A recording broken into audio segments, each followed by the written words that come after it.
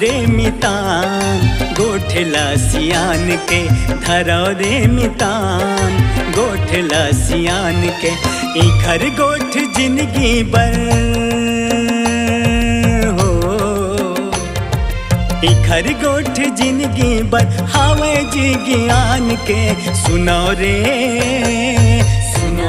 मितान गोठला सियान के धरो रे मितान गोठला सियान के।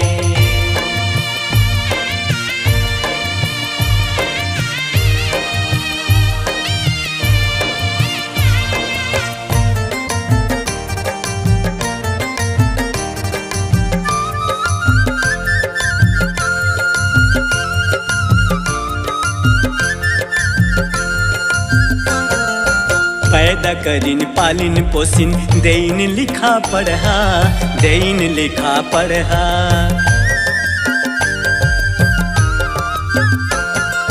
हमर जिंदगी गढ़े खातिर रही गे अड़ही अड़हा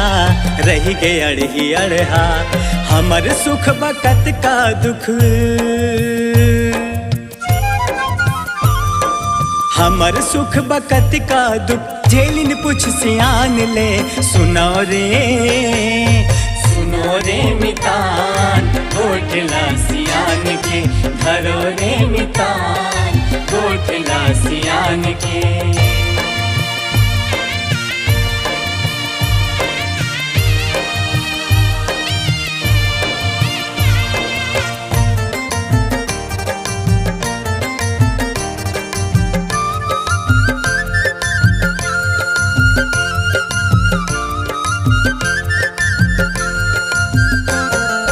पल पल के अनहोहे होगे चुंदी पक्का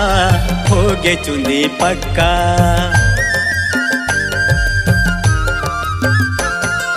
तुम्हर करा ताकत है हो खिलाड़ी कच्चा सीख ले वो इखर ले सीख ले वो इखर जन्म देवैया महान है सुनो रे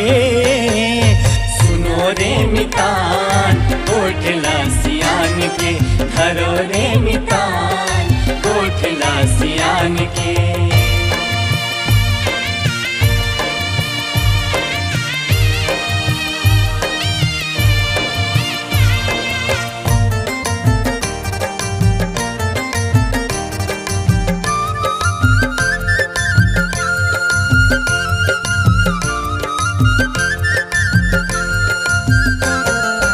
एक लोटा पानी के हावे इन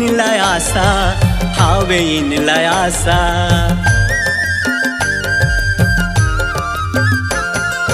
औ मरे माया गी देही जीते जी तमाशा उखर दिल के करे जहा